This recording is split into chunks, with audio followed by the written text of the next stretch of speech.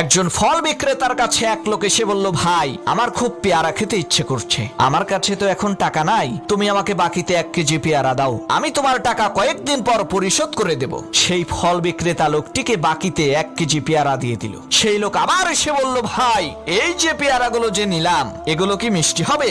সেই ফল বিক্রেতা বলল, এগুলো আমার গাছের পেয়ারা, অবশ্যই মিষ্টি হবে, তবে আপনার যদি বিশ্বাস না হয় তাহলে খেয়ে দেখেন। সেই লোকটি বলল, ভাই আমি তো রোজা রেখেছি, আমি খেতে পারবো না। ফল বিক্রেতা বলল, আরে ভাই বলেন কি, রমজান মাস আসতে তো আরো 2 দিন বাকি আছে, এখন আবার কিসের রোজা রেখেছেন? সেই লোকটি বলল, আরে ভাই বললেন না, গত বছরের কয়েকটা রোজা বাকি ছিল, সেই রোজাগুলো আদায় করছি।